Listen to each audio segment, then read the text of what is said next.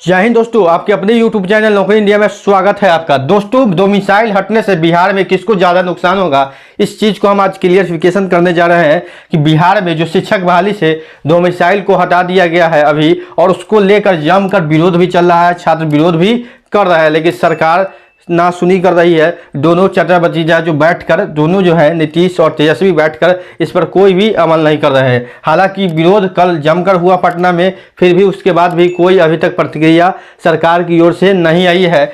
तो डोमिसाइल हटने से बिहार में किसको ज़्यादा नुकसान होगा, इस बात पर हम चर्चा करेंगे और बताएंगे किस कैटेगरी के छात्रों को ज़्यादा नुकसान होगा बिहार में, ठीक है। और बाहर के छात्रों को आने से बिहार के छात्रों पर क्या असर पड़ेगा, नंबर बेसिस से लेके जो कट ऑफ है उस पर, ठीक है। तो दोस्तों, सबसे पहले हम समझते हैं कि जो डोमिसाइल हटता है तो क्या होता है।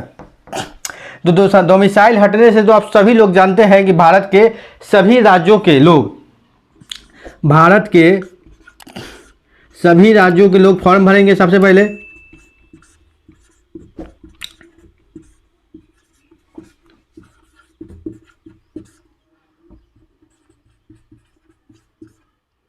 ठीक है, भारत के सभी लोग इसमें बहाली में शामिल होंगे, ठीक है।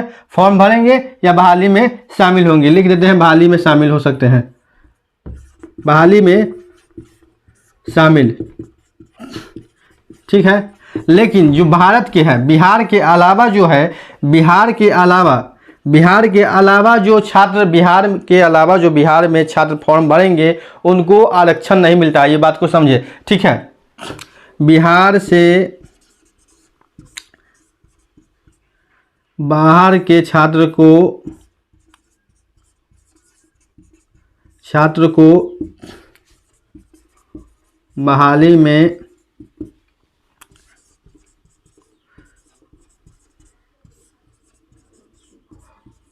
नहीं मिलता है। यानी कि जो बाहर के छात्र है बिहार से बाहर के छात्र, वो बिहार में बहाली आएंगे। जैसे कि बिहार में जो आरक्षण लागू है, भारत में आरक्षण लागू है, बिहार में जो शिक्षक बहाली में आरक्षण है, ईबीसी, ओबीसी, ईडब्ल्यूएस, इस पद पर वो नहीं जा सकते हैं। तो किसको ज़्यादा नुकसान होगा हम बताते हैं आपको, हम बता दें, इस बात पर चर्चा करते हैं।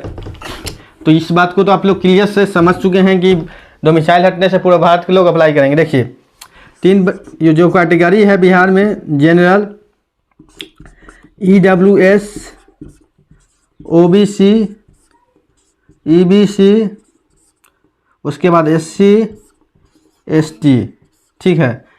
देखिए, general, EWS, OBC, EBC, SC, ST, ठीक है। तो ये अनारक्षित होता है, जिसको अनारक्षित कहते हैं, अनारक्षित होता है ये जनरल कैटेगरी, और ये सब आरक्षित होता है, ठीक है। ये सब क्या होता है, आरक्षित, ये अनारक्षित होता है और ये सब आरक्षित होता है। देखिए, आप समझिए क्या मतलब है। तो बाहर से जो लोग आएंगे, बाहर से जो लोग आएंगे, यूपी से, जहाँ से भी आए, दिल्ली से, कलकत्ता से, या कोई भी अदर स्टेट से, तो अनारक्षित सीट पर अप्लाई करेंगे। यानी कि समान सीट पर अप्लाई करेंगे। किस सीट पर अप्लाई करेंगे? समान सीट पर अप्लाई करेंगे, यानी जनरल सीट पर वो लोग अप्लाई करेंगे, ना कि EWS, OBC, EBC, SC, ST पर अप्लाई करेंगे। तो जनरल का सीट है, उसी पर ये बाहर के लोग अप्लाई करेंगे। तो ये घाटा जो होगा सबसे ज़्यादा जनरल वाले छात्रों के होगा, जो बिहार के भी हैं। जनरल के छात्र जो बिहार में अप्लाई करते हैं शिक्षक बहाली पर, उन लोगों को घाटा होगा, क्योंकि 1 to 5 की बात करें तो जनरल में अप्रोक्स 13,500 सीट ही है, 13,500 सीट है जनरल में। देखेंगे आप उसका सही ढंग से, तो 13,500 सीट ही जनरल के लिए है। तो 13,500 सीट पर ही ना ये बिहार वाले प्लस जो बिहार से बाहर के लोग हैं इस पर लड़ाई करेंगे। यानी कि इस पर जो कट ऑफ उनका तैयार होगा 13,500। हालांकि अब मान लीजिए 13,500 सीट बाहर वाले ले गए, कट ऑफ में नहीं आया कोई बिहार का छात्र, तो ये तो बहुत अन्याय हो जाएगा। तो डोमिसाइल का जो विरोध हो रहा है इसीलिए हो रहा है, ठीक है। उसके बाद ईडब्ल्यूएस आता है, ईडब्ल्यूएस 2,000 सीट आरक्षित है। तो इस पर जो है बाहर वाले छात्र नहीं कर सकते हैं दावा, ठीक है। इस पर जो बिहार के लोग होंगे वही दावा करेंगे, इस पर बिहार के लोग ही दावा करेंगे। ईडब्ल्यूएस पर, ओबीसी पर भी बिहार के लोग ही दावा करेंगे और बिहार के लोगों का ही बहाली होगा। ईबीसी के पोस्ट पर बिहार के लोगों का ही बहाली होगा और एससी के पोस्ट पर बिहार के लोगों का ही बहाली होगा, एसटी के पोस्ट पर बिहार के लोगों का ही बहाली होगा। तो ये लेकिन उन लोगों को बहुत ज़्यादा घाटा होगा जो सामान्य कैटेगरी का है। सामान्य कैटेगरी की आप समझ रहे हैं, जो जनरल जिनको आरक्षण नहीं लेना है। अब आरक्षण जो लोग ईडब्ल्यूएस में आएंगे, जो जनरल से ईडब्ल्यूएस में आएंगे उनको तो लाभ मिल सकता है, लेकिन जो जनरल में ही रहेंगे, ईडब्ल्यूएस का लाभ नहीं लेते हैं, तो उनको तो बहुत सारा घाटा होने वाला है इस बहाली में। 1 to 5 में चाहे कोई भी सब्जेक्ट का बहाली हो उसमें घाटा होने वाला है, क्योंकि बाहर के जो छात्र हैं वो समान पर ही अप्लाई कर सकते हैं। कोई भी, आपको भी बिहार के आप हैं और आप अगर यूपी में अप्लाई करते हैं तो आपको समान सीट यानी कि जनरल सीट पर ही अप्लाई कर सकते हैं। आपको बिहार से बाहर आरक्षण नहीं दिया जाएगा, ये बात को आप लोग समझ सकते हैं, ठीक है। तो बिहार से अन्य राज्य में कोई भी अप्लाई करता है तो उसको आरक्षण नहीं मिलता है, वो समान सीट पर ही बहाली के लिए अप्लाई करता है। तो इस बात को समझ ले कि डोमिसाइल हटने से बिहार में जो है सबसे ज़्यादा जो नुकसान होगा वो जनरल कैटेगरी के छात्रों को होगा।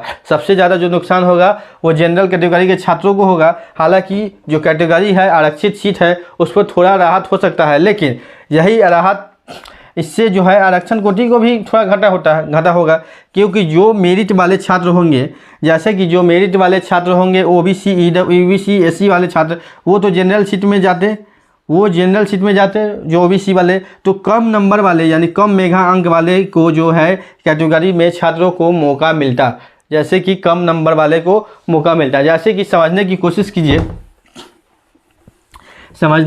कीजिए ग्राफ में, अगर कोई ओबीसी का छात्र ज़्यादा मेगा अंक लाता है तो वो समान कैटेगरी में जाता है, यानी जनरल में चला जाता है, उसके बाद जनरल के अंडर में होगा।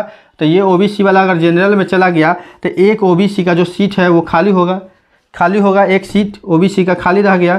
तो इसी खाली वाले पर कम वाले का बहाली होता है, कम मेगा अंक वाले का बहाली हो जाएगा, यानी कि कम कट ऑफ वाले का, ठीक है। तो ये अपॉर्चुनिटी बिहार वाले को मिलता, लेकिन जो बिहार में डोमिसाइल को हटा दिया गया है उससे बिहार वाले को काफ़ी, जो बिहार के छात्र है काफ़ी घाटा होने वाला है। और खासकर जनरल छात्रों को, जो जनरल कैटेगरी के छात्र हैं उनको ज़्यादा घाटा हो रहा है इस बहाली में। तो नीतीश सरकार को सोचना चाहिए कि बिहार का नौकरी है, राज्य का नौकरी है, तो राज्य के लोगों के प्रति ध्यान दें, क्योंकि राज्य में ऑलरेडी इतना ज़्यादा बेरोजगारी है कि दूसरे जगह जाकर लोग नौकरी करते हैं, प्राइवेट नौकरी। फिर भी सरकार को अपनी नीतीश सरकार को प्रधानमंत्री बनना है तो अलग अलग तरह का राजनीति करते हैं। हालांकि हर राज्य में डोमिसाइल नीति लागू होना चाहिए और बहुत सारे राज्य में डोमिसाइल है, ठीक है। भारत के बहुत सारे 2-4 राज्य छोड़ के सभी राज्यों में डोमिसाइल नीति लागू है, यानी कि राज्य के लोग ही राज्य की नौकरी पर अप्लाई कर सकते हैं। लेकिन बिहार में तो 36 चरण में देख सकते हैं बहाली जो हुई शिक्षक की, उसमें डोमिसाइल नीति लागू नहीं था, जिसके कारण जो सामान्य का सीट है वो पूरा यूपी वाला ले गया। पूरा यूपी, कलकत्ता, दिल्ली से जो भी लोग आए थे सब ले गया सामान्य की सीट को बहाली, क्योंकि नंबर ज़्यादा था, मेगा अंक हो गया और यहाँ के लोगों का बच गया। तो इसी कारण से डोमिसाइल जो है बिहार में लागू होना चाहिए। और राज्य का नौकरी है तो बिहार का इस पर पूर्ण अधिकार है, बिहार वालों का अधिकार है, तो बिहार वालों का नौकरी होना चाहिए, जिससे बिहार का जो भी बेरोजगार लोग हैं उनको कुछ ना कुछ राहत हो सके। दोस्तों, वीडियो अच्छा लगा हो तो वीडियो को लाइक जरूर करेंगे, चैनल को सब्सक्राइब करेंगे। नौकरी इंडिया चैनल नौकरी अपडेट, जॉब अपडेट, भारत के सभी प्रकार के अपडेट के बारे में आपको बताता है तथा एजुकेशन इन्फॉर्मेशन आपको देता रहता है। तो चैनल को सब्सक्राइब कर वीडियो को अधिक से अधिक शेयर कर देंगे। मिलते हैं अगले अपडेट में, आज के लिए इतना ही, धन्यवाद।